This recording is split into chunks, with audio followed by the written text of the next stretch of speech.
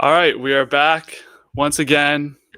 UFC 319 coverage, picking every fight. I'm once again rejoined by renowned UFC expert Shane. Welcome back to the show.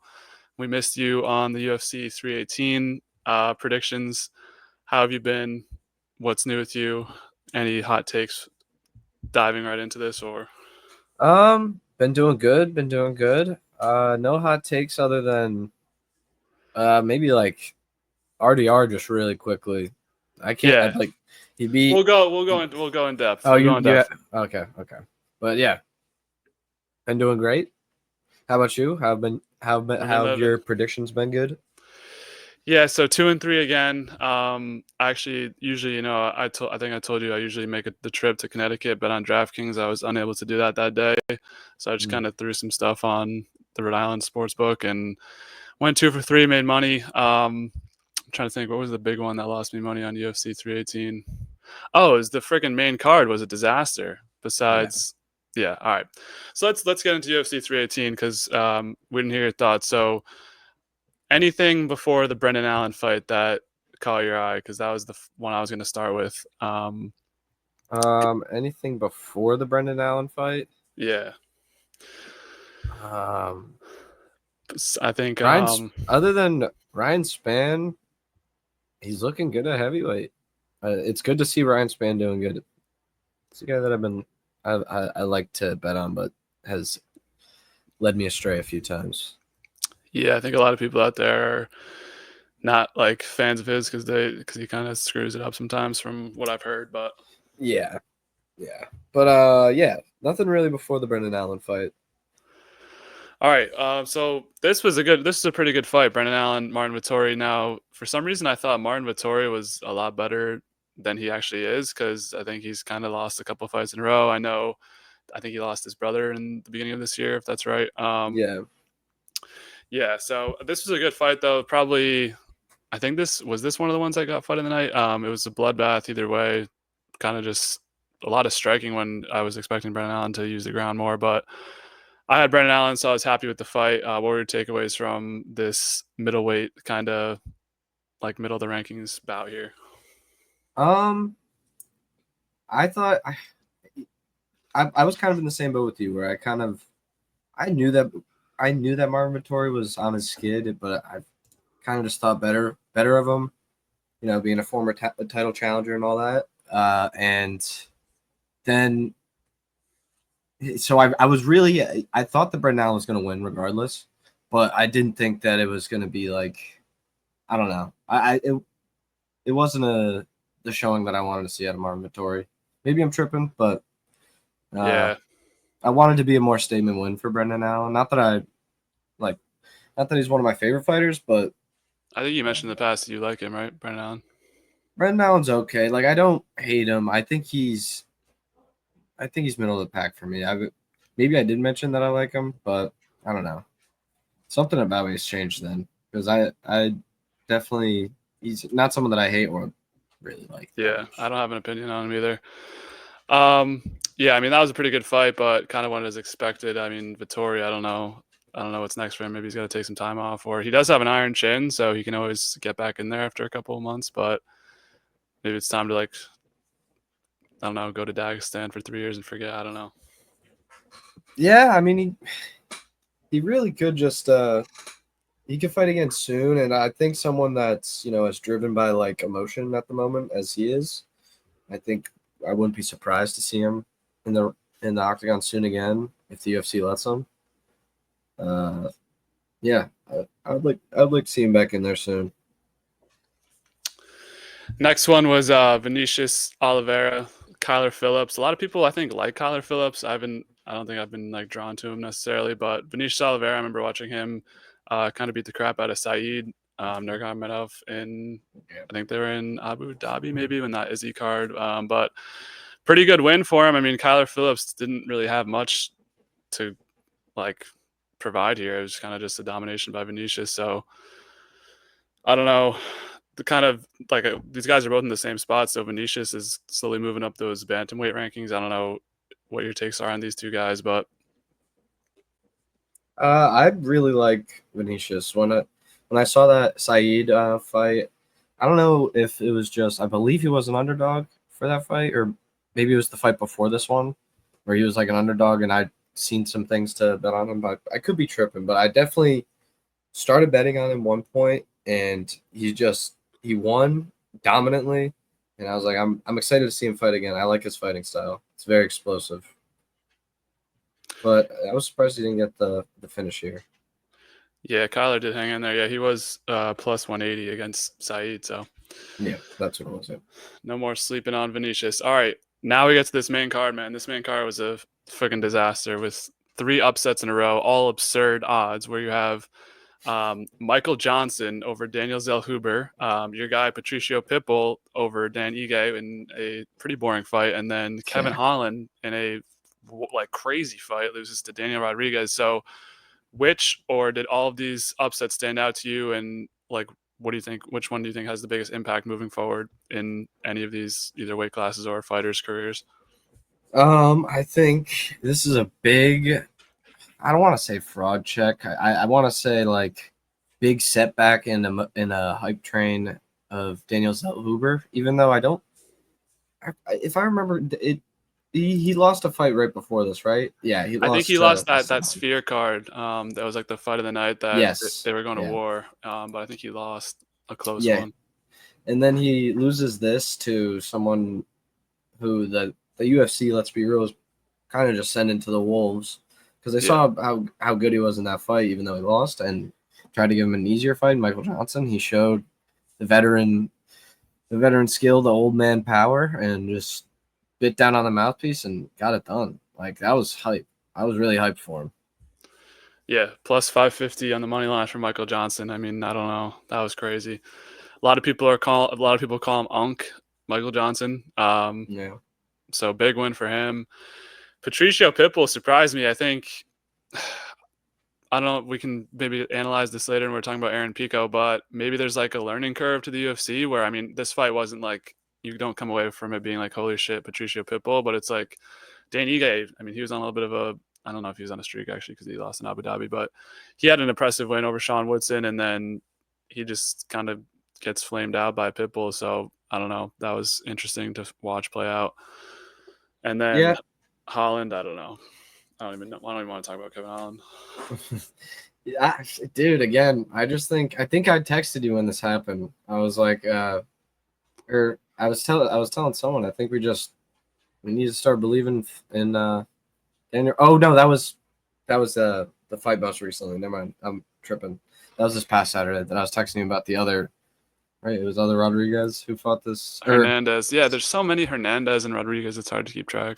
Yeah, my fault. But pretty much, to really quickly go over those, I don't really see much of a future for Patricio Pitbull in the UFC. I think Dan Ige is a decent win, but it was a boring fight, and I don't know who you'd even put him against next.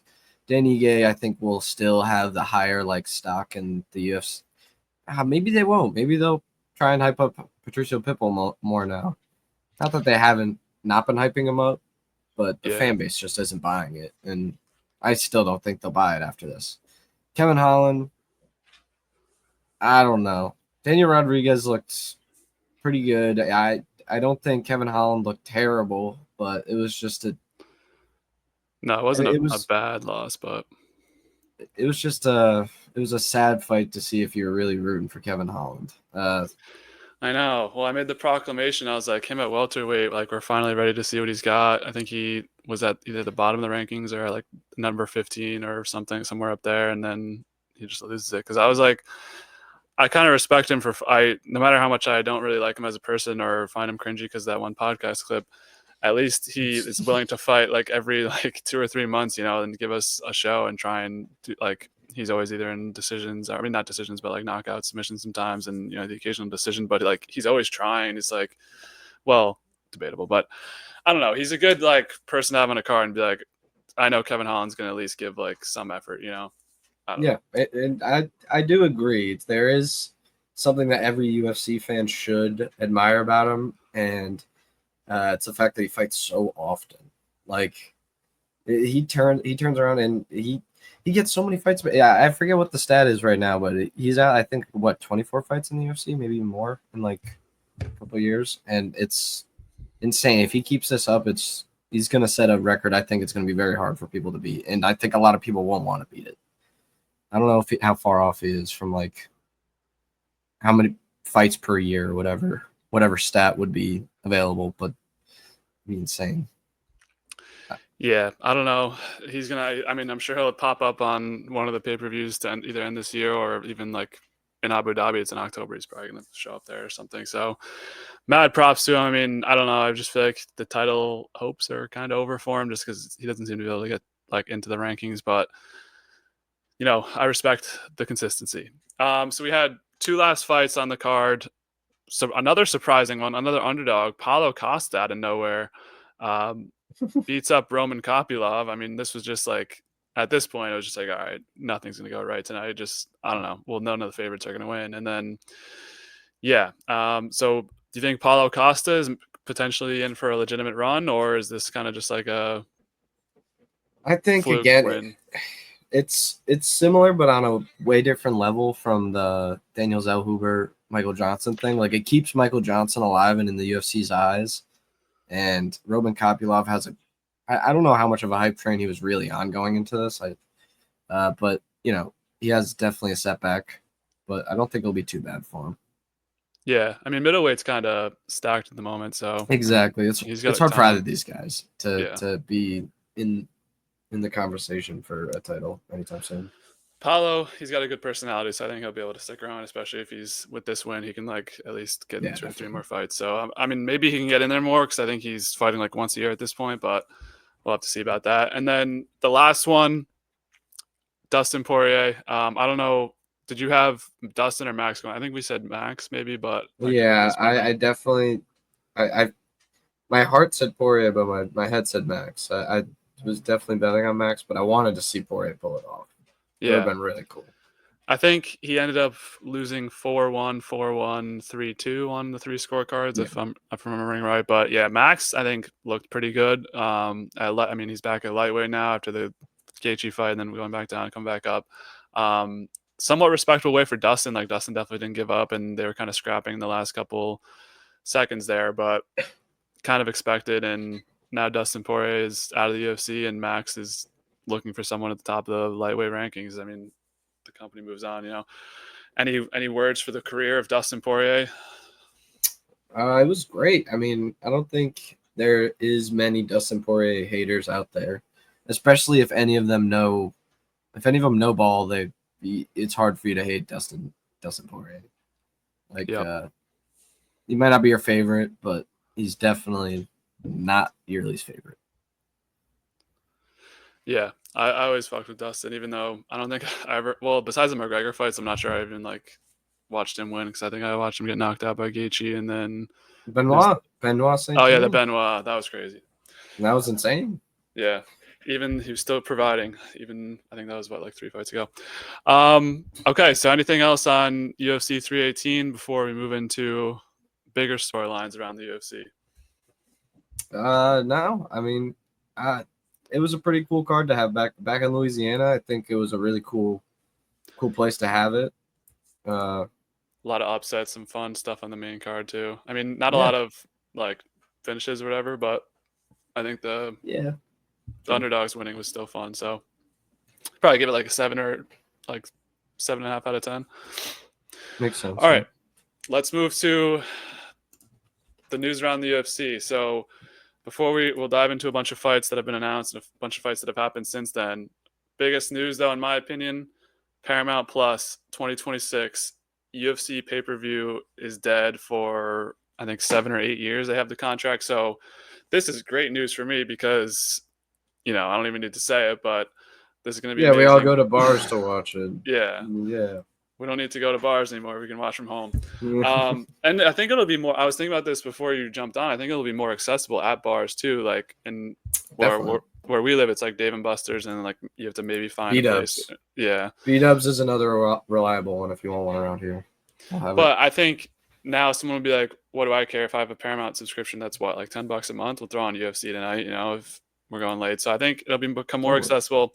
I think this is a great decision. Hopefully it works for the fighters. I was listening to Dana White on the Pardon My Take podcast, and he's like, it's going to increase fighter pay. Every deal we've made is increase fighter pay, which I'll take his word for it. But yeah, true. I'm very excited about this news. You know, I heard the Netflix rumblings.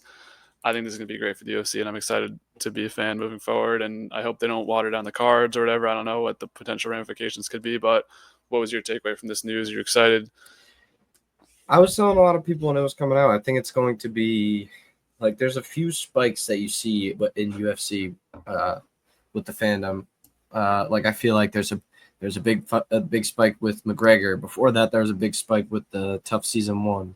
Or then you know, there's a whole bunch of different ones, and I feel like the UFC Fight Pass wasn't a big spike. It was just kind of more people watched it because of, you know, illegal streaming and all that kind of stuff. But so the fan base did increase. I think with it being this accessible, and there's a lot of things out there that like just kind of like I feel like I'm pretty sure with like a student discount you can get Paramount for free, like at some schools, and like there's a lot of things that just Paramount is such a better way, or just whatever streaming service ended up picking it up, for it to just be like $150 like yearly, versus like if you're buying it every single fight and getting Fight Pass on top of that, like it was like $1,000, something like that. I think there's going to be a huge influx of fans because so many of them don't have to go out to bars, and I feel like a lot of people, especially like the younger generation, our generation, you know, people I feel like maybe are going out less and less, and yeah, it'll just rack up the numbers. Like I think it'll be huge for the UFC, and I think they won't regret this. Yeah, I gotta get. Well, I definitely think Dana knows what he's doing in terms of business. I gotta get a Paramount Plus because Survivor's on there too. So mix and match and get those going. All right, so very exciting news for the UFC. We've had 3 fight nights, and Tuesday night had the Dana White Contender Series. So first we'll start.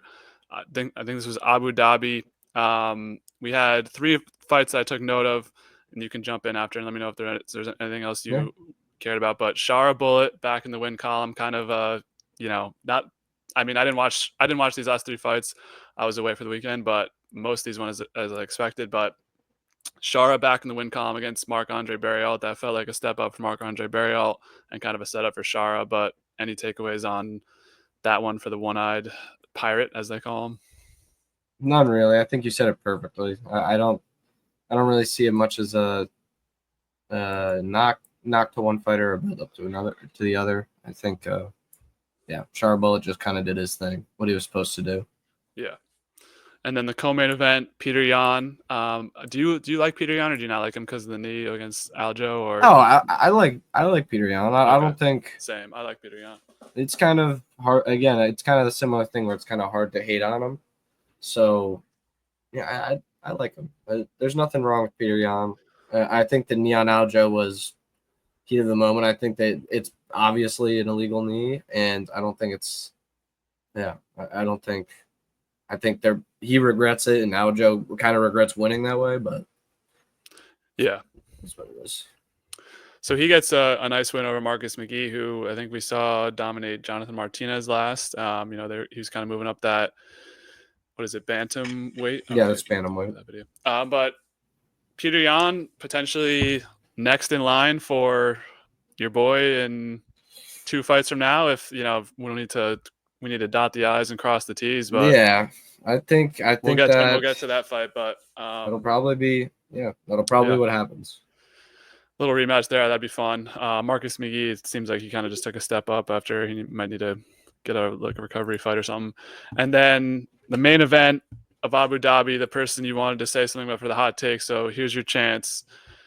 RDR, we talked about him in his either first or second fight when he faced Kevin Holland, I think, on the pod.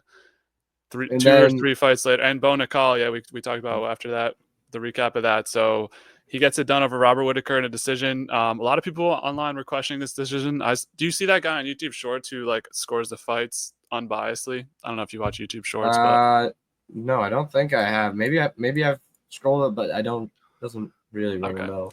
Well, so he objectively scores, like he gave Reyes 3-2 over Jones, that type of stuff. Like he doesn't have any Yeah. bias apparently. Anyways, he gave it 3-2 to RDR. I wasn't able to watch this fight, but RDR, are you on full aboard on the train in the front seat championship soon, or what's your take on RDR? I think that he is going to definitely jump a bunch of people with this win over Whitaker. I mean, he already jumps him in rank, but I think like in people's like path to the championship, like someone like Apollo Costa, like this is ginormous.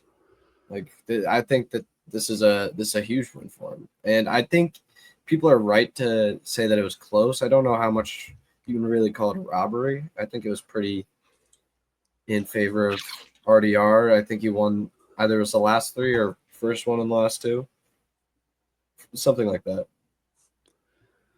Yeah.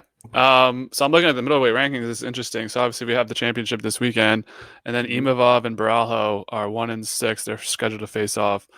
Sean Strickland's number 2. He's suspended, and then you have Izzy at 4 and RDR at 5. So do you set up RDR Izzy or? Ooh, that would be a fun fight. Cool. Yeah, that's probably what will be next. Unless Izzy's not trying to fight, which I think he is. But if he's Izzy, not, I think he was trying to get a rematch with Strickland, but now that he's suspended, it's he he doesn't might know wait for Strickland then, and then I think RDR will probably face the loser of Imavov versus Kyle. Yeah, I could see that. I mean, middleweight's stacked right now. This top, and you have Fluffy at 7 too. I mean, who we just saw last weekend. Yeah, It's a pretty stacked division. So RDR champ at the end of 2026. True or false? Champion at the end of 2020. False. Just because there's the chance that if Khamzat wins, then we get a middleweight title fight every 2 years. Right. Yeah. Vacancy. Okay. So anything else on that Abu Dhabi fight night that you wanted to talk about? I mean, I don't know these. I didn't know about Asu or Jose or Choa. Looks like Krylov lost. Oh, Bryce Mitchell had a nice win over Saeed. Yep, that first fight down at bantamweight too. He just moved down. That's first fight at that weight. Bogdan Gustav knocked out Krylov. Carlos Leal looked, I don't know what happened there, but maybe the steroids wore off. And then Davey Grant, I bet Davey Grant that day, and that was a good one. Yeah, over Damon Blackshear. That is a good call. I think I didn't touch that fight, but yeah, I think you kind of just said it. You're just going through it. I don't think there was any really miraculous fights that I can think of at the top of my head. I know that I haven't really been watching that intently these past few months. I've been a little bit busy, but I've been trying to catch them as I can. Yeah, this one was on in the middle of the day too, so I had to leave for a function. That's why I missed most of the main card. So the week after, we had Tatsuro Taira, and he was supposed to fight somebody I forget, but Hyun Sung Park jumps in on short notice. I'm not gonna lie, I didn't watch any of this fight night at all. I don't know if you had any opinions on this one, but an Apex card. I'm trying to remember because I did watch this fight card. It was I feel like it wasn't really that miraculous. Esteban Ribovic, who was the guy who beat Zellhuber in that sphere fight, got a good win in a fight of the night. So I like Ribovic. Yeah, he's a cool fighter. And Matus Rebecki or whatever, however you said it, the guy who beat Maitek Orbal or Orabag. Yeah, that was he lost to Chris Duncan. It was kind of nuts. Yeah, that was a disappointing result because I was actually kind of rooting for Rebecki after that win over Oralby. Same. I was rooting for him too. All right, and then we had last week. Big one was Anthony Hernandez just dominated Roman Dolidze. A lot of people were impressed with Anthony Hernandez. We kind of went over the middleweight rankings. I'm not sure what could be next for him. Maybe just wait for somebody to lose. Maybe like the Kyle Bralho or Imavov who loses that, or if Izzy and Strickland doesn't get done, or maybe he fights RDR. I don't know, but big win over Roman Dolidze. Daniel Cormier was gushing over Anthony Hernandez. Like he's my new favorite fighter. He said that in the ring, but my boy Steve Urchek me and our You mutual bet on friend. him? No, I didn't bet on him. But me and our mutual friend Jake, me and him are big fans of Steve Urcheg. I don't really know why it started, but I mean, this kind of saved his career after losing a couple. I mean, he lost the decision to Moreno, which was like, obviously Moreno is just going to outstrike you, and then the Kai Car France KO. too. Yeah, I mean, And his closest fight was against Pantoja, which is crazy, and he's been like the closest one to beating Pantoja. So yeah. Ode Osborne at a catchweight, bantamweight, still gets it done. First round looks shaky. I swear, I don't know if you watched this card, but it looked like he's gonna get knocked the fuck out. I was rooting for Ode Osborne so bad. He was really the last leg on my parlay that night. I was so sad. Damn, plus 425 too. Mm-hmm. Yeah, I didn't end up betting anything on this. All right, so that's all we're all the fights we've had in between. I don't know if there's anything else you wanted to touch on in this one. Yeah, I do. Yasmin Lucindo. That one was good. That was someone that was definitely on my parlay. Yasmin is definitely someone to look out for. Also crazy KO. I don't know if you've seen it. Was Jocelyn Edwards. Nuts KO. I didn't watch it. I'll have to check it out after. Yeah, I caught bits and pieces of this one. I was kind of in and out. So yeah, that leads us to now. But we also still have a ton of announcements because in between we had a Dana White Instagram live where he just says how the next couple months are going to go. So we'll start in order of how everything's happening. UFC 320, we have Pereira versus Ankalaev 2. Your favorite fighter, Merab, gets the title shot against Sandhagen, is defending his title, third one this year. And then the main fight that's not a title fight is Yuri versus Khalil Roundtree. So UFC 320, it's looking pretty great right now. What are your takes on these three fights that have been announced? I think, the most kind of in the bag is Merab to beat Corey. Do you think Corey can provide a threat to Merab? I mean, I don't think Merab's ever going to take anything for granted, but yeah, I think Merab's going to have a good camp, and Corey Sandhagen, I feel like, shows off a lot, especially if you look at his Umar fight. He showed off a lot of his bag, especially against a grappler, like how Merab's going to be. Even though Umar is slightly more of a striker, but they were grappling a lot in his fight, and I think it's definitely one that I'm a little bit nervous of, but I do believe in Merab wholeheartedly. I'm always going to be a little bit nervous because anyone can win in a fight. So but I don't think I also don't think it's an undeserved title fight either. I think after this, I don't have the rankings pulled up, but after this, Peter Yan, that's right. After this, Peter Yan pretty much has we'll have the next title contender right after this. I don't think Peter Yan really missed out too much with Corey Sandhagen jumping up. Yeah, I'm excited for this fight. What about Pereira, Ankalaev 2? Do you think Pereira, if he loses, he goes to heavyweight? Do you think he's got a shot this time? Do you think it's going to go any different than the first fight, or do you think this is going to be an Ankalaev kind of running this division for a couple? Well, I don't know if he'll run it because he's still got to face most of the people at the top, but it's tough. I think Pereira's going to come with a better game plan, but I don't know how good he's going to be able to execute that grappling game plan because the one time we really seen a grappling kind of approach with him before the Ankalaev was Yan, and that wasn't you're not walking away with from that thinking he's a great grappler. You're now walking away from the Ankalaev fight that he's this amazing grappler, but we'll see. I just hope he has Glover Teixeira, who's been training him this whole time, and he's just this great grappler. So I'm hoping he becomes a more. I don't know if I'd rather him be defensive or aggressive with the grappling. I really don't know. I'm nervous about this fight though. This one is as someone who's a Pereira fan, and even if I was an Ankalaev fan, I would both camps be nervous. It's a tough one. Also, and I love the Yuri versus Khalil Roundtree fight. That one's going to be sick. That's going to be dope. I hope that. Well, I don't even know if it needs to be 5 rounds. It'll definitely. Well, maybe it'll end before, but I don't think it will be because there's already two. Yeah, two title fights. Yeah, I mean, that's looking at those. I mean, if Pereira Ankalaev goes like it did the first time, like that's easily the most exciting fight I think of the three, which is crazy to say, but I mean, it's just going to be a crazy war between those two. Khalil has really showed some improvement. Yuri's been kind of had to force to sit out because Ankalaev beat him, or not Ankalaev, Pereira beat him twice. So I'm looking forward to that one for sure. I think UFC 320 is gonna be lit. So Abu Dhabi October will be there. UFC 321. Wait, no, it's not in Abu Dhabi. That's in Vegas. UFC 321 is in Abu Dhabi. Tom Aspinall, undisputed champ. I don't know if we ever got your thoughts on the Jones retirement, but it doesn't matter because he's already back in the testing pool.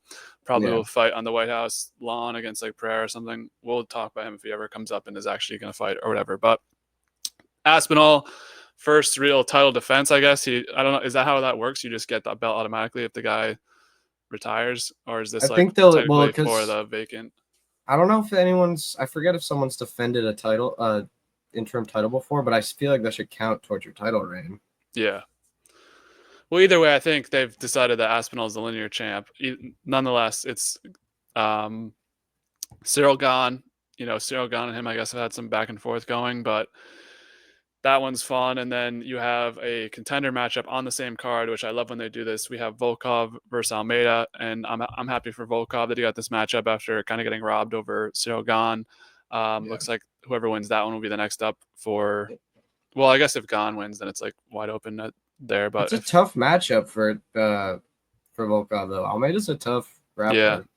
Yeah. But I would kind of like to see Gane get, I don't know, sick or miss weight, and then Volkov just get pushed right up there. I could totally see that happening. You think Volkov would get it over jail time? Absolutely, because Dana White himself was saying how he thought that he Volkov got screwed over. Yeah, so I think absolutely that would be a perfect way to pay him back, even though you should have paid him back with. Hopefully they paid him, but I should have paid him back with like not giving the guy who debatably beat him, very debatably beat him. I know. The title fight next. But then again, who you're going to give it to? Well, I think Cyril must have Cyril must have a huge European fan base because he keeps getting these like important fights when hasn't really showed much. And I mean, yeah, he does. He's huge in France. Yeah, he's also an actor and stuff. So that's 321. In the meantime, there's 4 fight nights to go over. We can kind of I'll read them off, and then you tell me if any of these are super interesting. Dominic Reyes versus Carlos Oberg in Perth. Benoit Saint Denis versus Marcio Hufi in Paris. Charles Oliveira versus Fiziev in Rio de Janeiro. And then Chito Vera versus Amin Zahabi in Vancouver. The one that sticks out to me is Charles Oliveira. I'm surprised he took the fight against Fiziev. I guess I respect it, but I think he wants to win. Yeah. You think he's got it over Fiziev or? Yeah, I think he does. And I think another one that is really cool is the oh my god, what which one was the Rufi versus Rufi Saint Denis? Yeah. In Paris, that one is too. going to be explosive. I'm in Paris too. Oh my god, Rufi can just play spot. I really like Mauricio Rufi. That's where when I saw him live. I think it's like lining up on the same card that Moicano got the big win over Benoit. Because I remember it was in the fall of last year, and he did the mic call out, and they had the doctor stoppage. So this could be a big moment for Hoofy to advance in the lightweight division. It's a big thing. Or it's a big thing for Benoit, because what do you do with him if he loses? You give him another main event in France, where I don't know if he main event before, but it's definitely fought in France a bunch. And yeah. All right, so a lot to look forward to in this fall. Last season of pay-per-views in the UFC, which is crazy to say. Quickly, did you watch the Dana White Contender Series? Because I forgot to bring that one up. No, I didn't, but I heard that it was really bad. Yeah, I saw a video of Dana raging. All right, so we're finally here. UFC 319. It's in Chicago, Illinois, for the first time in a while. I guess they haven't gone back to Chicago, Illinois.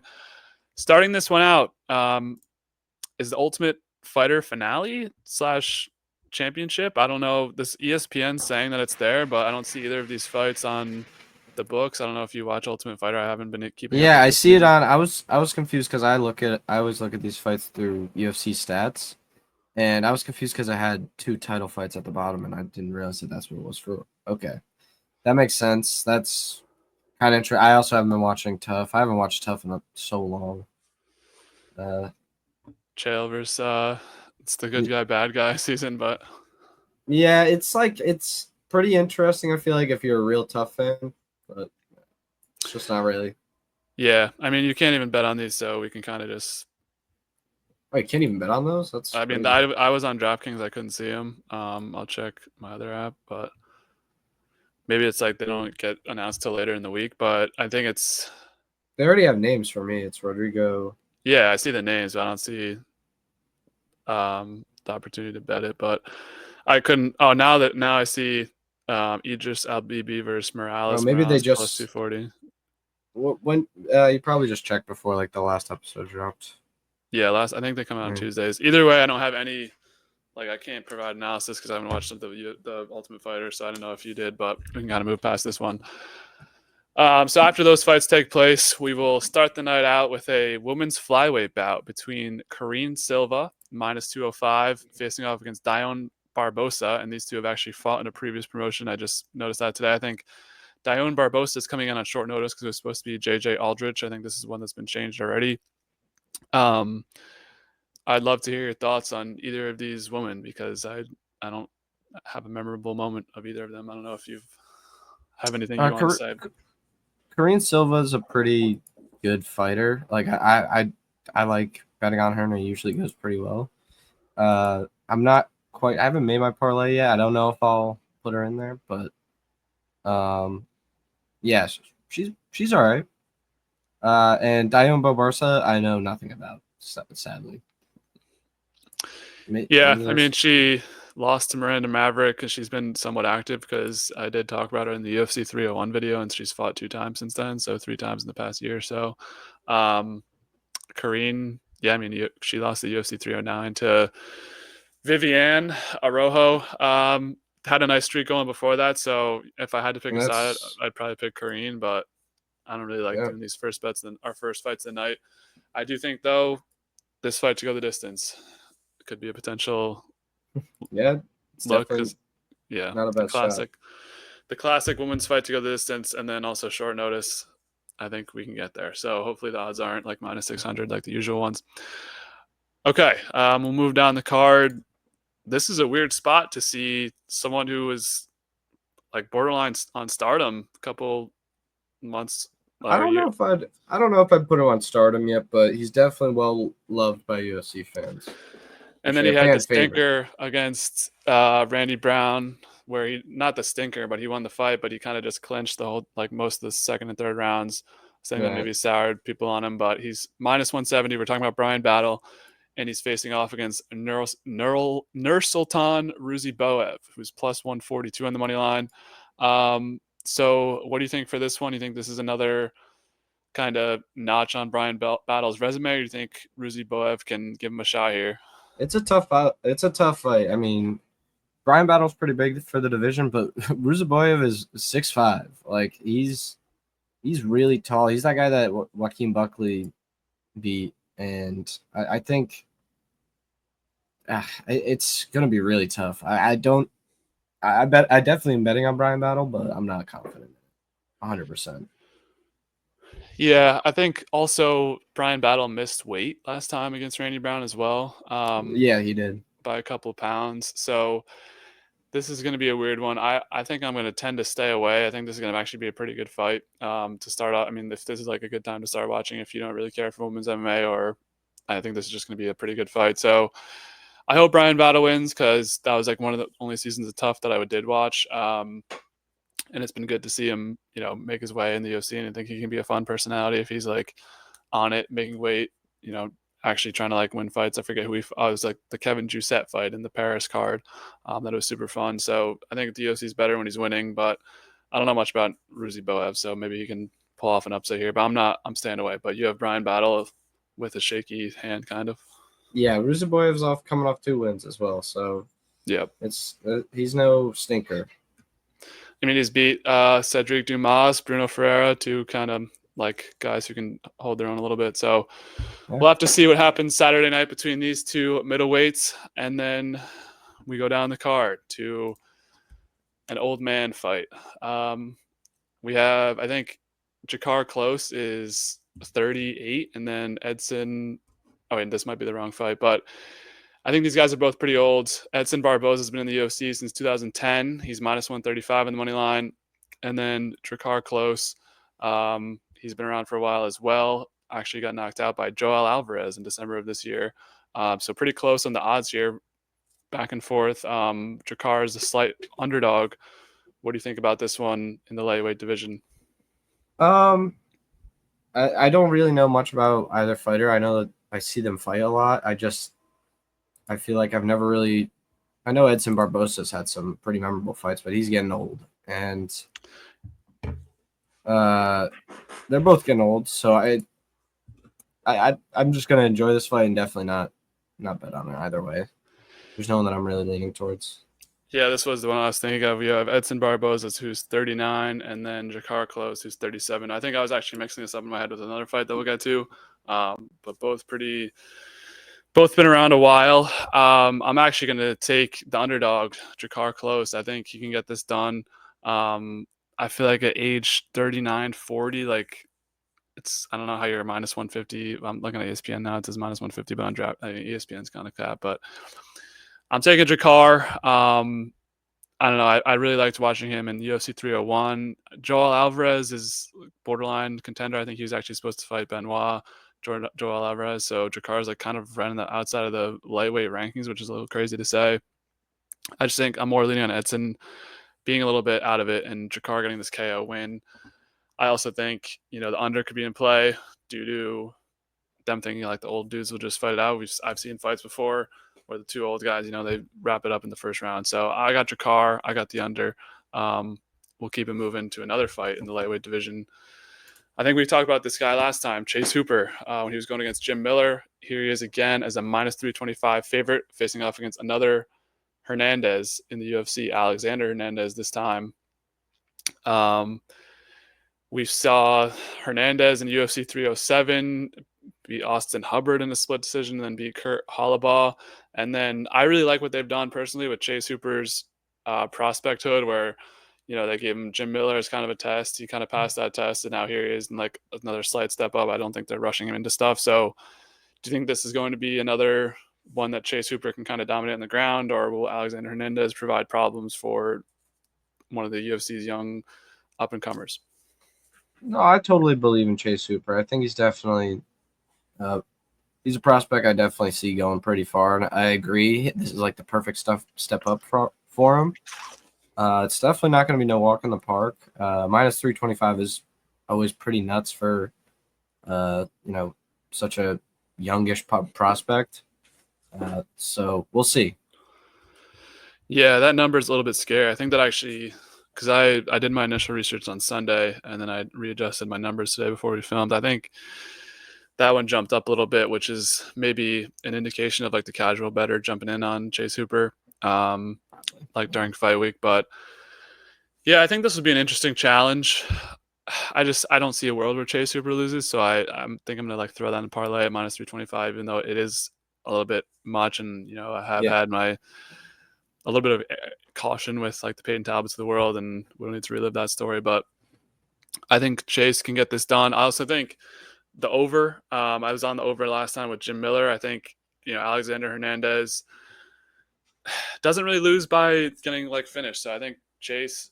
I think it goes over 1.5, 2.5. Over 2.5 is actually minus 125, so it could be a nice parlay piece for you. Yeah, I'm looking at that. I think this Chase Hooper by decision is my choice for this one. You're on Chase Hooper as well, so we'll keep it moving. Women's strawweight, two top 11 contenders, Jessica Andrade and Loopy Godinez. So Loopy's the minus 148 favorite here. Jessica Andrade finds herself as a underdog once again. She got submitted in the first round last time by one of your favorite women fighters, Jasmine Jasudavicius, and here she is again on very coming back pretty quickly.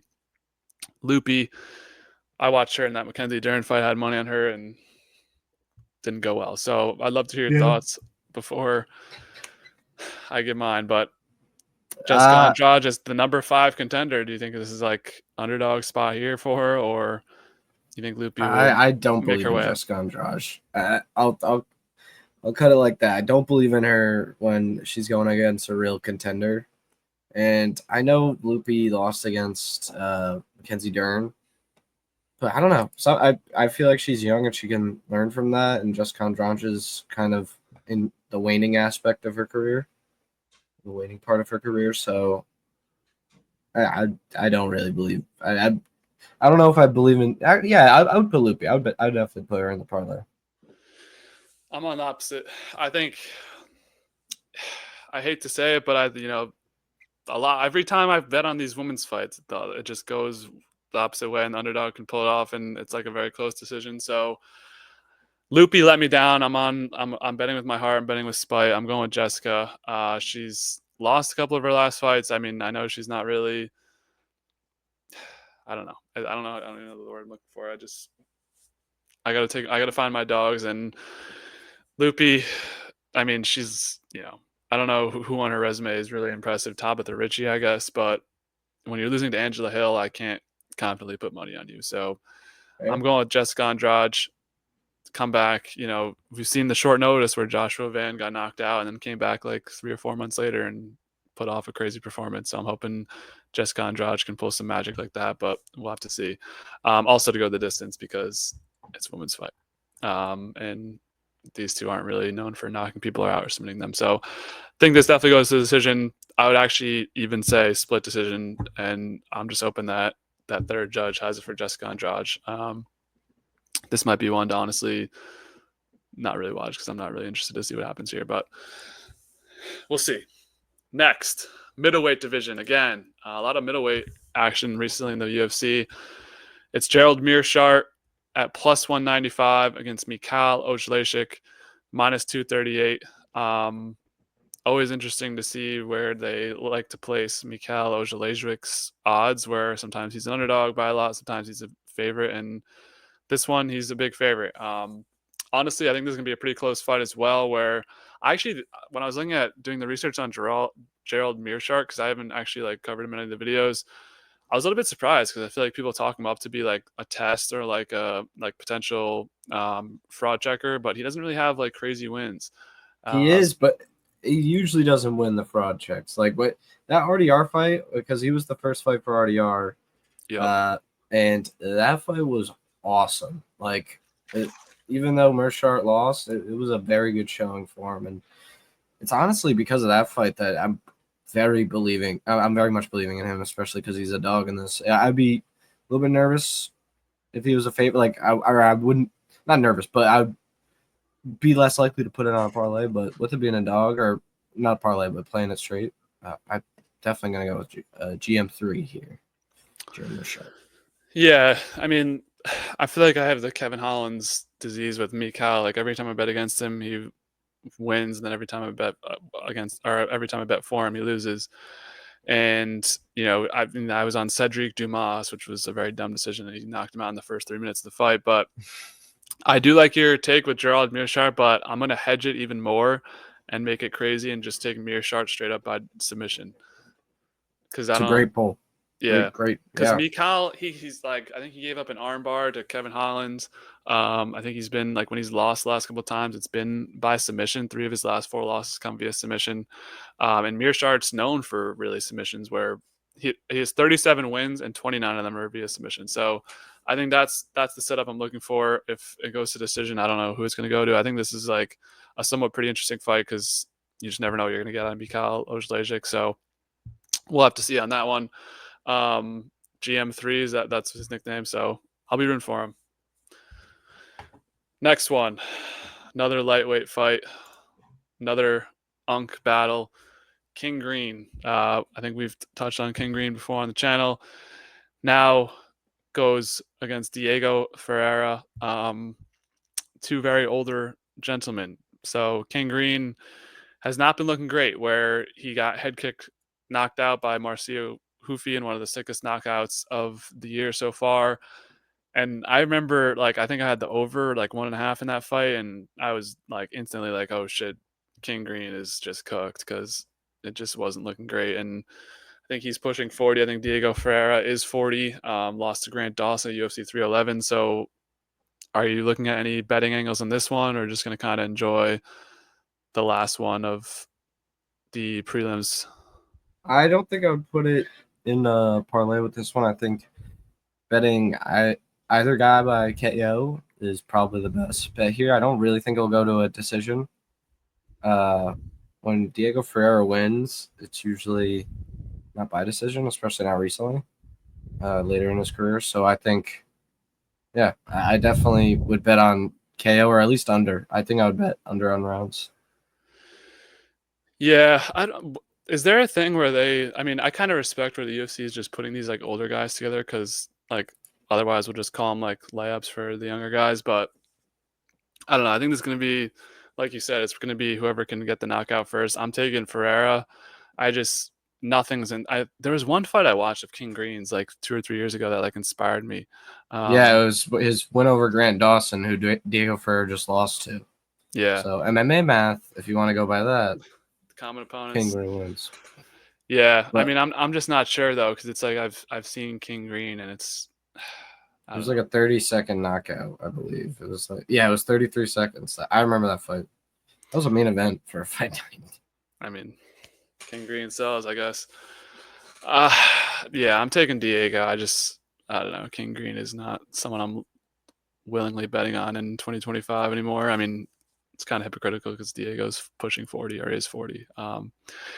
So we have two unkoffs. We'll see. Hopefully they provide entertainment. Main card. We got some. I mean, this card I think is actually pretty good through and through because I mean, I like it. Yeah, Bryan Battle is the second fight of the night. It's pretty stacked. So here we go. In the flyweight, we have bottom of the barrel, or bottom of the rankings, I shouldn't say bottom of the barrel, bottom of the top 15 with Kai Asakura, who somehow is number 15 in the flyweight. I feel like he should be higher, but just because he got a title shot off the first fight he was ever in the UFC. That's actually is insane to give someone a title shot, and they lose, and they put him at 15. Yeah, I don't understand that at all. I mean, I guess there's when was that fight? Like January, December, so maybe people have jumped in by then. Yeah, makes sense, I guess. Nonetheless, it's Tim Elliott, who I know nothing about. So what do you think about this flyweight bout? Is this just a rebound for Asakura, or do you think Tim Elliott can have some upset potential here and take down Kai in this main card opener?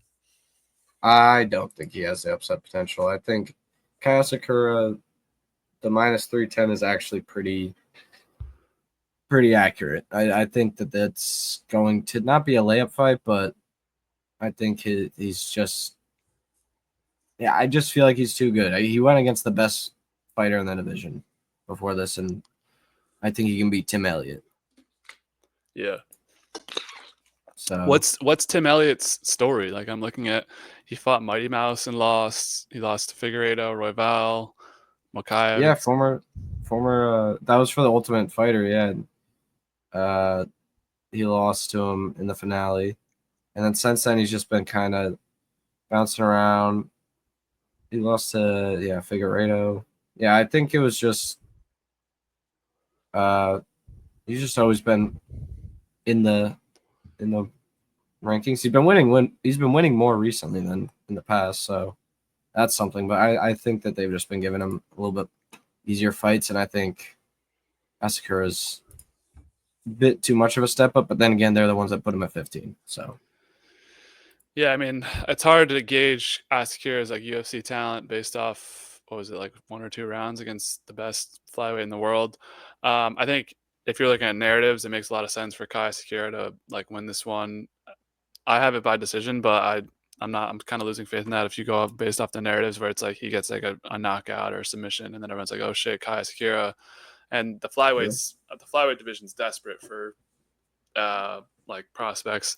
We saw the ascension of Joshua Van, which is kind of a different story. But yeah, once that fight happens between him and Pantoja, like there's really not much left for Pantoja to do. I don't know if you are interested in I don't think you're interested in the Pantoja Merab fight, at least at this point, but I don't know what there is to do. At this point, I think if Merab beats Sandhagen and beats Jan, I wouldn't hate seeing it. And if Pantoja beats Van and who else is down there? There's someone else, right?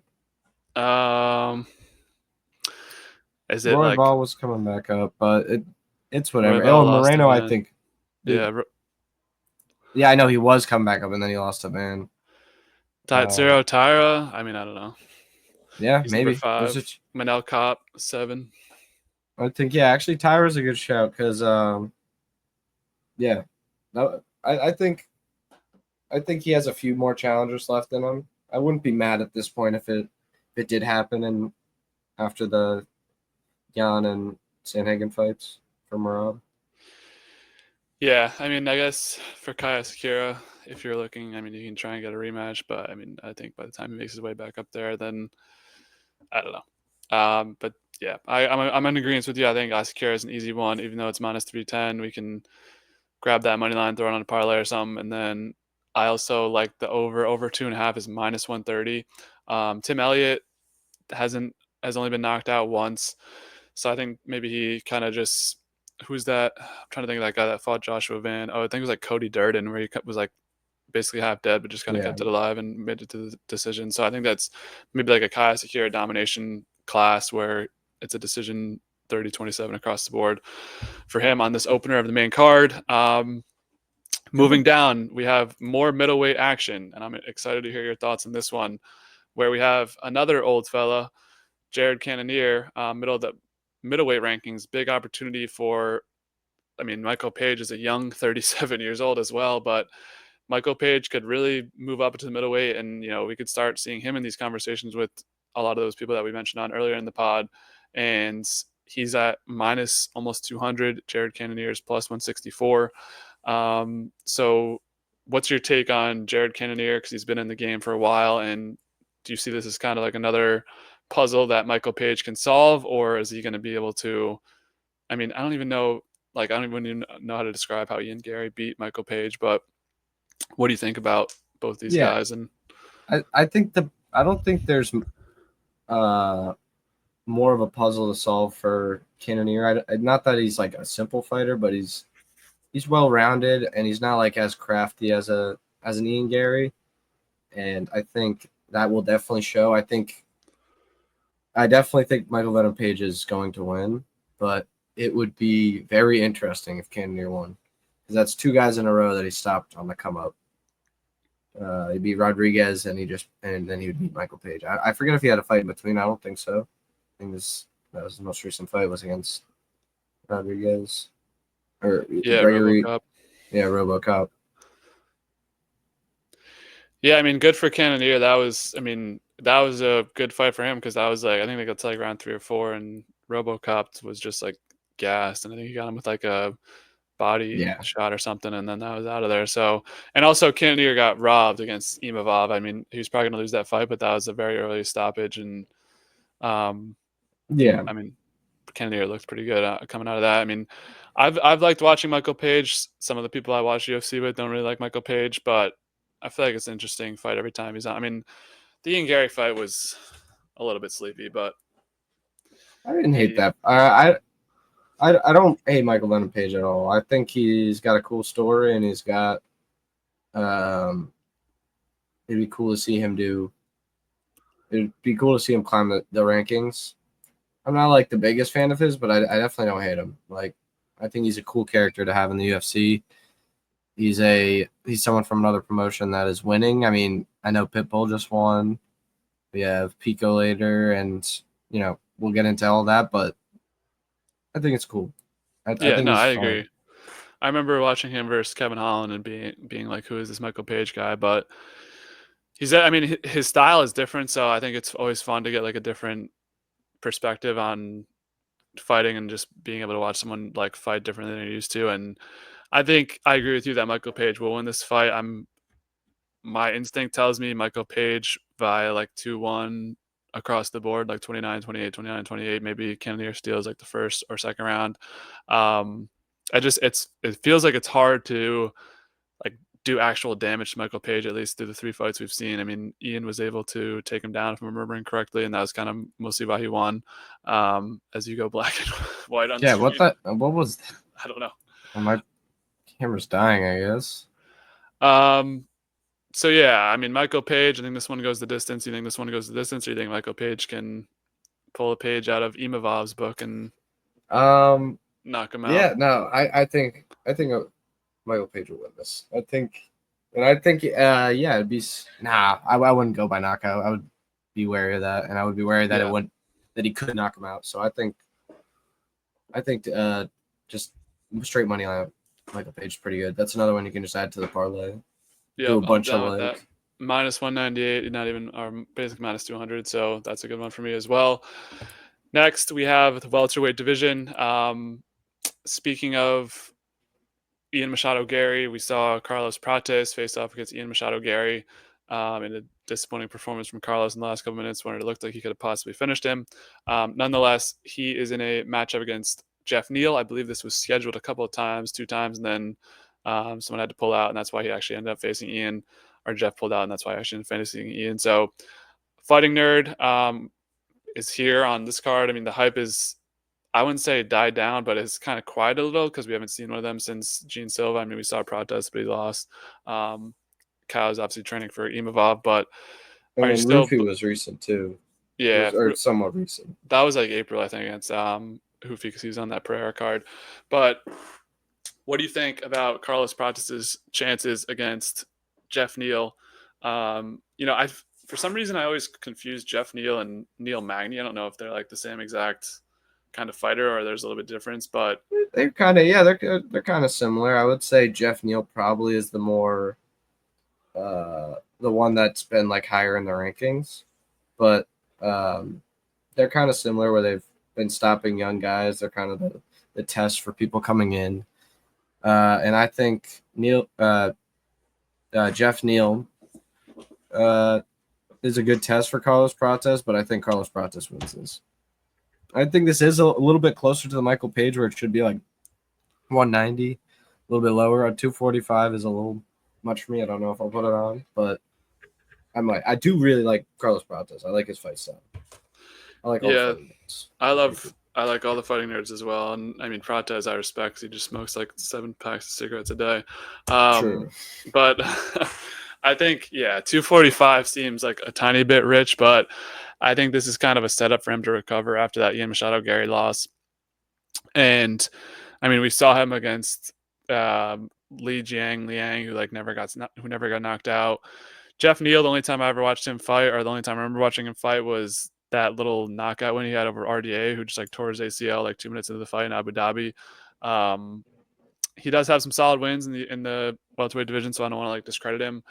But whenever he faces that kind of next level of fighter, it doesn't really go well. So I'm thinking Carlos Prates here via knockout in maybe the 2nd or 3rd round. Gets back on the hype train. I mean, he's the only fighting nerd who's, well, I guess Bruno Brazil, but no one counts here. Who's the only fighting nerd who's kind of lost steam. I mean, Gene Silva's got the Diego Lopes matchup. Hoofy's against Benoit. Kyle's against Imavov. So I think Prates bounces back here and takes out Geoff Neal in the 2nd or 3rd round. And yeah, I mean, that's all I really had on this one. Anything else for our 3rd to last fight of the evening? No, I think that pretty much sums it up. I really like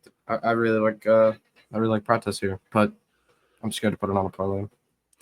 Yeah, I'm hoping maybe the casuals come in, but I feel like if they do, they probably would prefer Prates just because of the fighting nerd stuff. So we'll have to see if these odds, I mean, mostly by Wednesday, or the odds have kind of materialized. So, actually, these last 2 fights, the odds have jumped a little bit, which we'll get to, but maybe there's a chance for a last minute odd swing and Prates' number to come down. We'll be waiting out for it. Regardless, the co-main event of the evening, this one, I mean, the co-main event of this fight card was very speculated for a long time because we didn't know what it was. And then we finally find out that it's Lerone Murphy facing off against Aaron Pico. Aaron Pico has had a weird trajectory so far in the UFC where he's like supposed to have been fighting Mosvar, and then now he's not fighting Mosvar, he's fighting Lerone Murphy. So I have a hot take on this one that might not be that hot, but I'd love to hear your thoughts on this one because a lot of people say Leon Murphy is boring, and I don't know much about Aaron Pico. I'm kind of I have to. really I like Leo Murphy a lot. I think that his run's been legit. I think he's a legit candidate for a contender in this division, and yeah, he's definitely someone that I would definitely put in the parlay to weigh out some of those favorites. You know, I definitely believe in him. Okay, I was gonna say the same exact thing, so I'm glad we're on the same page because I mean you have Patricio Pitbull debut. I mean he kind of shit a brick. Patchy Mix debut, completely shit a Should have brick. brick. Yeah, and then Kai Sakura, like all these guys who come in hyped up and get these like I think we should be, and I get it because like Patchy Mix is Patchy Mix I think is like over the age of 35. Patricio is like 37 or 38. I don't know. I think Kai Sakura is younger, but they're like desperate for prospects. I don't know how old Aaron. Do you know how old Aaron Pico is? No, I'm not quite sure. I think he is 31. Okay, I mean, Or it makes sense, 21. but I think this plays out exactly like those other fights where it's like Aaron Pico is probably going to talk a lot of shit. I think he's known for like being a good trash talker, where everyone's gonna be like, "Oh shit, Aaron Pico, like he's gonna be the next thing," and then he's gonna get out there and like it's gonna look rough, like it's the lights are gonna look a little too bright. When especially facing off against Leron Murphy, who's like, albeit boring, but most people think is boring, but think about like Izzy. I think about Izzy when I'm thinking about Leron Murphy, like he's just gonna tag you and win rounds. Like I think there's no way Aaron Pico's taking 2 rounds from Leron Murphy, who's like worked so hard to have an undefeated record and also like become a top 6 in the rankings. I think this is set up for Leron Murphy perfectly, and I'm shocked to see him. His number came up. I think he was at like plus 105, plus 125. Now he's plus 150. Maybe there's something going on. I don't know what people are seeing with Aaron Pico, but I love Leron Murphy in this one. One of my favorite dogs in the card in the co-main event. Totally, I totally agree. I think the only thing that I could think would be attributing to the big spike is the embedded. I feel like I've only watched I was going to think ask you first about 2 the episodes. embedded. Yeah. I think they've just been hyping him up a lot. He's just been in it a lot. They've been hyping him up a lot, so that's probably what's starting to. Or that's what gave Leron Murphy the underdog. But yeah, it's pretty exciting. Where does Pico come from? I believe Bellator. Bellator. Okay. Yeah, I'm not. I mean, I don't. There's nothing. I haven't seen anything over my time covering this sport that's made me be like Aaron Pico is going to win this fight. It's just every time we see these guys in their first UFC fight, it never goes as we expect. So I mean, if I lose, I lose, and I'll take it on the chin, and I don't care either way about Leron Murphy potentially. Like if he loses, that's okay. If he wins, that's okay. So this will be a fun one in the co-main event. I think this is only 3 rounds, so yeah. To get us to what we've all been waiting for, my star in the night, the one I've been waiting for months, and I'm still cautiously optimistic that it's going to happen. I don't know. I guess because there's no there is a backup fighter, right? Isn't it Cow? They're saying that on that. Yeah, Kyle Barrow is the backup fighter. They're saying that on Good Guy, Bad Guy. So I'm nervous that this is going to be Dricus versus Cow, which I don't really care if it is because I think I mentioned it before. I'm a huge Dricus fan. I think Dricus is actually my favorite fighter in the UFC at this moment. It's here. I'm nervous, but I'm confident. Like I think Dricus Du Plessis will remain champion. He'll shut people up, and if he pulls this off, man, like there's nothing this man can't do. And I'm excited for his future. If he loses, he was able to defend the title twice. I'll still be a proud fan, but I think this is set up perfectly for him to win. And I don't know, there's a lot of BS coming from the Khamzat side of him having all this endurance and all this training now and all this cardio. And freaking Chael's been drilling the fact that he trained with Armin. Like he said that like 3 or 4 times in the last 3 or 4 podcasts. I don't care. Mortal lock of the century. My favorite pick of this whole year. I'm taking Dricus, and I'm going to bet the most amount of money I've ever bet on anything on Dricus money line. Call me stupid, call me biased, I don't care. And I fell into this trap before with Leon like a year ago. Leon. That's right. But I don't care. I actually like Dricus way more than Leon, and that was just me like trying to seek out Vegas. But I'm liking Dricus in this one, and if he gets it done, I think it's very unlikely he submits Khamzat.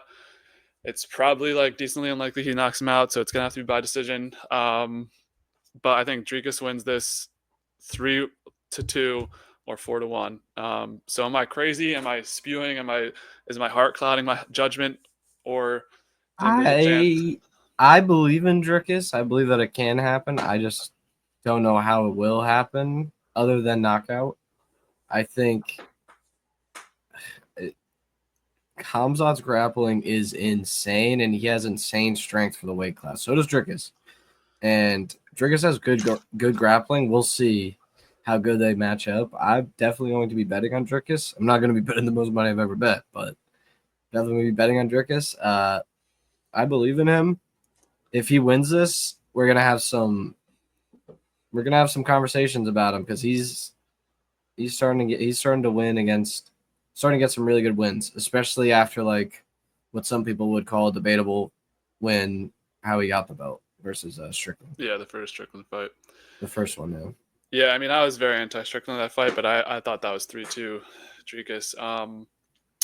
Yeah, that is something that does scare me a little bit too, where with Dricus, where you look at his resume and it's not as like, I don't want to say clean, but it's not as like good looking back on it, where it's like, how really good is Sean Strickland, and how really good is Izzy at this point, where Izzy's getting like flatline KO'd by Imavov in the second round.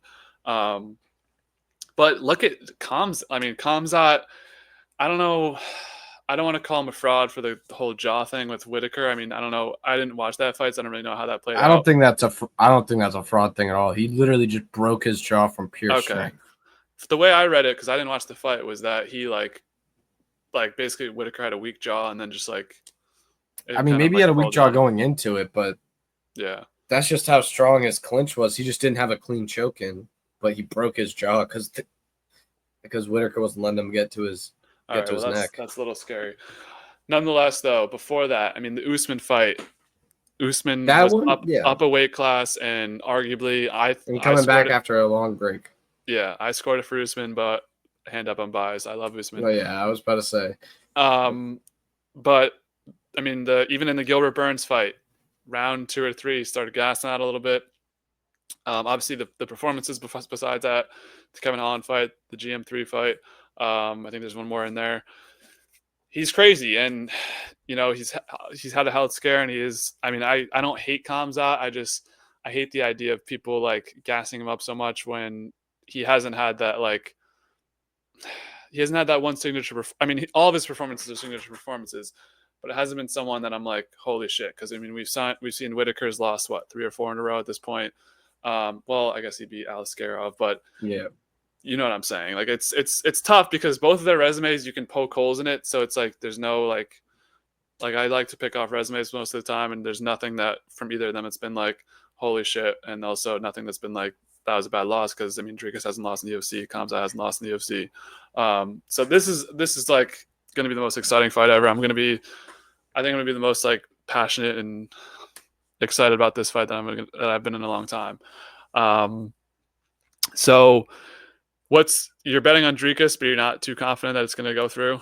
No, I'm just more excited to see the world that we live in after this fight, because I feel like there's two different versions of what we go through, and I feel like they're both pretty darn exciting. Yeah. I think if Khamzat wins, though, it's like, is he going to like? He would need to fight US, a lot, which is good. Yeah, but he's got the whole division in front of him, which is good. Where, I mean, you could even set up a DDP rematch right off the rip if you want. You're going to have a number 1 contenders match between Kao and Imavov. I'd imagine, especially if he like submits Dricus, that one of those two will get the shot. Izzy is out there still, and there's a lot of options at middleweight. I mean, it'll be fun. I honestly think of the top contenders right now, Dricus might be the best challenge for Khamzat. So Khamzat might go on a run. I agree. I agree with that totally. I agree with that totally. I can't think of another person in the middleweight division that's so like that's the thing is like if Khamzat wins, I get he might come with a lot of headaches, but a lot of the GOATs usually do. And if he ends up doing this, like the way that people have been hyping him up since he's come in, not saying he's fully lived up to the hype, But if he wins, this is just another step in that story link that they've been building since when was his first fight? It was a long time ago. But like I feel like since he's been in the UFC, they've been hyping him up so much. And yeah, 2020. So like over the 5 years, this is like the big thing that's supposed to happen. And if it does happen, I think we could be witnessing something great. And if Dricus does it, then we've been witnessing something great. So it's like I think in one of the more competitive divisions with a lot of contenders, this is like everyone's been saying this too. Like I don't want to undermine it. This is like the coolest, closest contender versus title versus champion fight that I think we can have out of all of the weight classes. I might be misthinking some, but in my opinion, out of what I can think of, I like this is the best, closest, most exciting. All three of those wrapped into one fight that you can have for a title. Yeah. I mean, it's going to be, I hope they put on, like, I hope even if my man DDP loses, I hope it's in like a dramatic fashion because there's been I think a lot of people have been waiting for this one. I mean, when all those crazy fights were announced, when fucking Elliott Charles was announced, this was the one I circled and was like, I can't wait for this fight. And the fact that it's 3 days away, I just hope Khamzat can make it through. And also, I mean, Dricus, I don't think he's pulled out of anything, but I hope both of them are in good health. We get a good fight. What do you think? What do you think for the distance? So what do you think a Dricus victory looks like? Do you think it's going to go all 5 if he wins, or do you think he can pull off an early finish potentially? If we're talking about Dricus, and then we'll get to Khamzat. Dricus win looks like I see 2 ways that Dricus wins. He's piecing him up. Khamzat, he's shucking every takedown. He's defending almost every takedown. Maybe he's getting taken down every once in a while, but he's getting back up. He's building back up, and then he just keeps on 1-2, 1-2, 1-2, 1-2, and then Khamzat just hasn't taken that many punches, those strong of punches, and then just slumps over. Like that's like a round 2, maybe round 3 finish. The other one I see, Khamzat's been taking him down. Maybe he's shucked a few, maybe he's defended a few. Khamzat's been taking him down, and then Dricus just sneaks in like either a submission that we haven't seen yet in the UFC or a submission that is a very rare one, like a Once twister. in every 10 year. Yeah, like just doing absolutely something nuts, or even if it's something simple, that'd be even funnier. If he just gets him with like the simplest gilly just ever and just sits on his ass and then just because I don't think Khamzat will tap. Maybe he would tap actually. Because who has put him in that type of situation where he's at a submission risk? I'm sure he's trained for it a bunch of times, but like in an actual fight, who has put him in that situation? And maybe he might tap early. We don't know. Maybe he'll bite on a mouthpiece and just go to sleep. But that's how I see Dricus winning. You don't think Dricus can win by decision, or you don't think this fight's going the distance at all? I guess maybe if what I'm describing in the first one, if Khamzat never slumps over and he just gets so gassed from getting taken down and getting punched in the face, and he's just playing really like conservatively and just not really going for the win, but just going for the survive, I guess I could see that.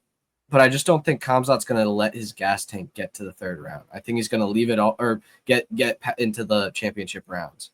I think he's going to try and be as explosive as he possibly can be, and it's up to DDP to react to that and defend against it. Because I'm very interested, but I just don't think Khamzat's heart and never mind his physical gas tank, which I also don't think is that great. But like, even though they've been hyping it up, we haven't seen it, and it's tough to see in an actual fight versus training. And so with that, I don't think that his mental will let him get to that. I think he's so go like most of the times you see him fight, except for the Kamaru fight and a little bit of the Burns fight, he's pretty active. Like he is going for combinations, whether it's in the grappling or throwing a few feints and then going for the takedown. Like he smothers people. So out of the 2, I probably see the knockout happening more likely to be happening, but I don't really see a decision. Okay, so let's flip the sides of the field. So Khamzat is the new champion of the middleweight division. Is it just a submission as predicted, or is there a wonky way he can get it done? Yes. So Khamzat wins, if you can chain a parlay like this, you do Khamzat money line, under on rounds, whether it's 2.5 or 1.5, and then you do Khamzat by submission. 2.5 rounds is -110 right now. Over, under, it's even right at 2.5. Perfect. So you could just do those three. If you can do all three of them, you have all three of those in a parlay. And that if you truly believe in Khamzat. And I think that's just bound to hit. That's just like if out of all the ways that Khamzat wins, which I think he probably has more avenues to win than Dricus, this is the one that I think is like 90%. This is what I think will happen.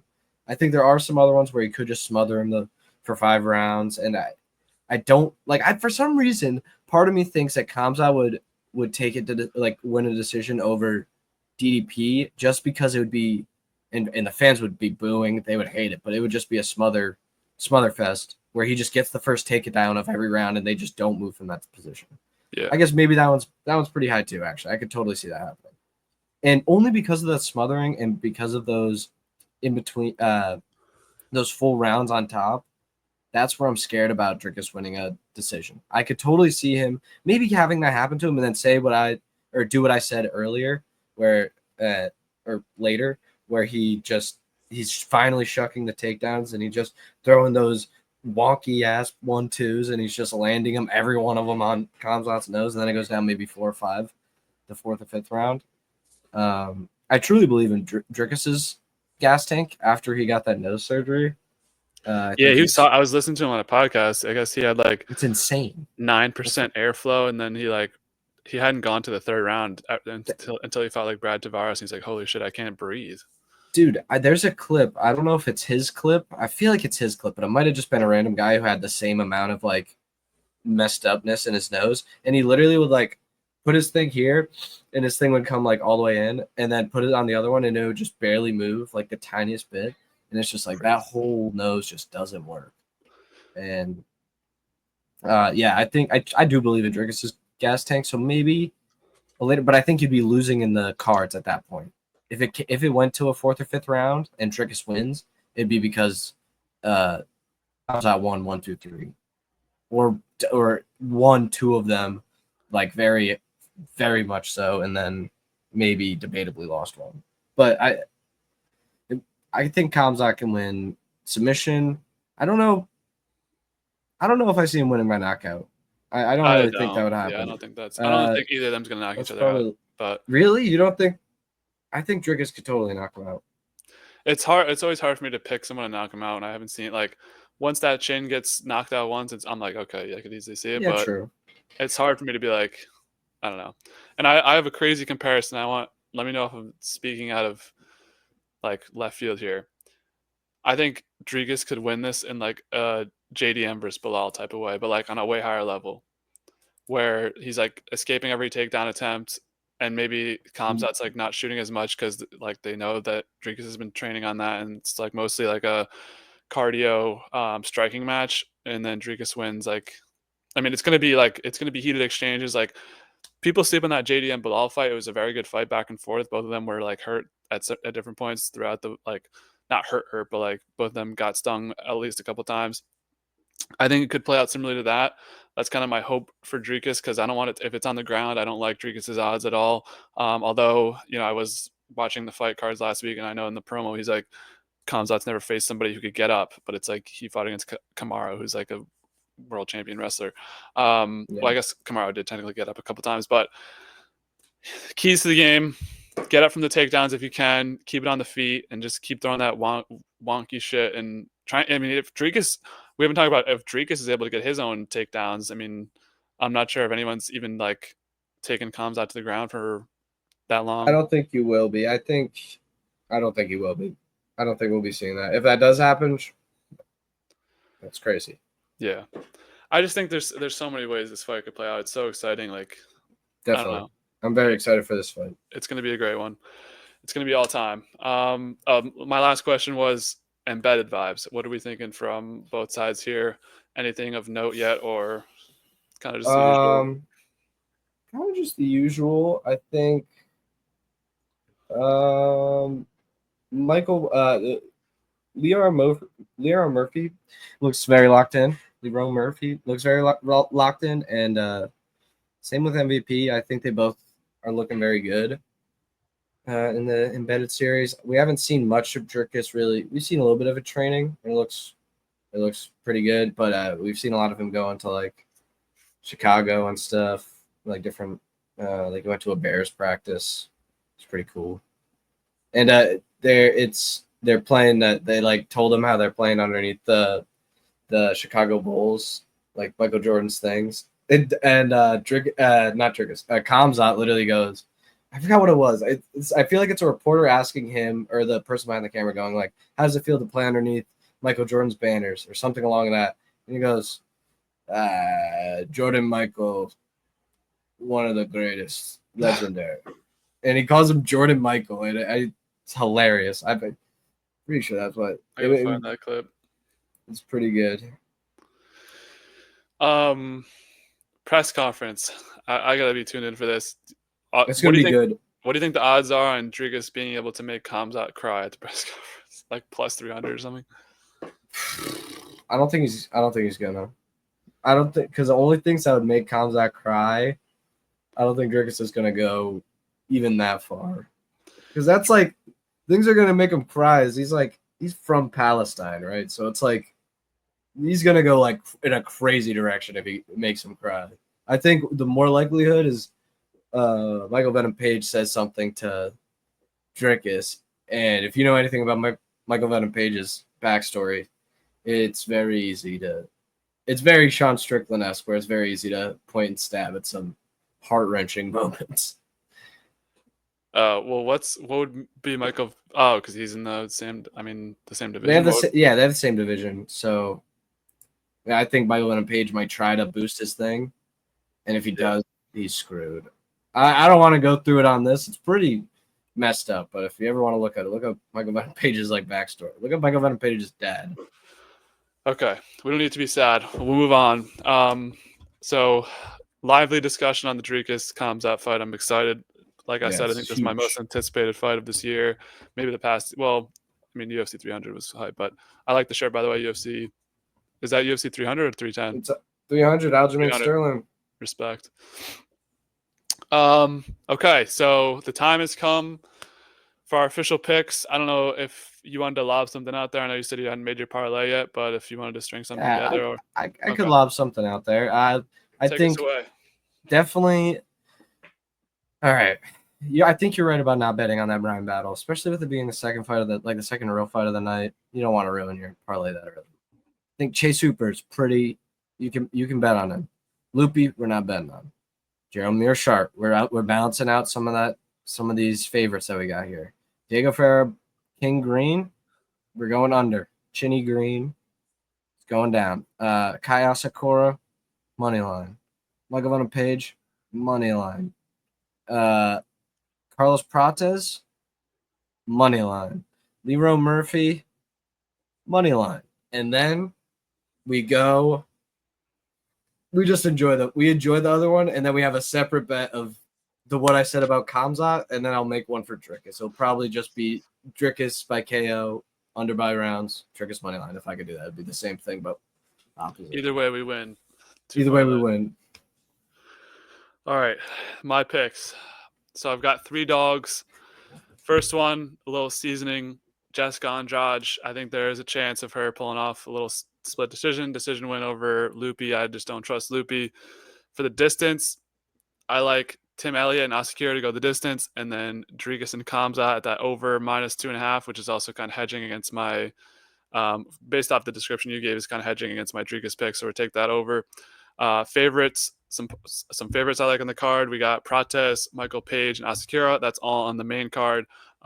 Those two together gives you +180, so decent value there. Leroy Murphy in the co-main event at +150 is absurd. I think that's printing money, so I'm taking that. And then Mortal, Lock, Hammer, biggest bet of my life. Are you gonna release the number? No, I no unit shaming. Can you say it but bleep it? No. Oh. Just know I will place the most amount of money on this bet. Well, excluding free bonus bets that I'll ever place on Dricus Du Plessis at +205 is absurd. We've always talked about on this channel how champions at plus money is ridiculous. Ridiculous. You got to run that feeling. So we hammered. If this loses, I will be sad, not because the bet lost. I'll be sad because one of my favorite fighters lost, and I'll be emotional because of that. I think this is, no matter what you can say, looking back on this one, like when I look back on the Leon one, I'm like, okay, he was a fraud. On this one, I'm gonna stand true and say this was a good bet no matter what. So this might be a viral clip of me getting egg on my face, but I'm taking Dricus. I've had this bet in my mind for months, and the odds are ballooning. So I got to take one of my favorite fighters in the UFC. I think he can do it. It's going to be a great fight. So we're excited for Saturday evening. Love it. And that's our picks for UFC 319. Before we go, anything you'd like to share? Still on Twitch. I think I've seen you live a couple times in the past couple weeks. Yeah, we just hit 300 followers on Twitch. We're moving. So well done. Give that a follow. Hitting 400 next. Other than that, it's been chilling. So thank you for having me on, Colin, as always. It was a pleasure. I'm excited. Well, one of these days we'll get maybe a third member to join us, but it's always a blast with us two anyways. What are you doing on Twitch? Still playing, like, is it Valorant? I've been playing Valorant. I feel like I was playing Valorant last stream, but I've been doing all types of stuff. We did actually a beat off the other week on Twitch. It was where we had 3 people, it was 5 people. We all made a beat in 5 hours with no previous knowledge on how to make beats. They came out, if you want to hear my consent, they came out very interesting. But yeah, we just have a good time over there. I don't stream that often, but if you catch me, pop in and say what's up. All right. We'll plug your links down below in the description. Thank you, Shane, for joining me once again. Last words, go Dricus, and as always,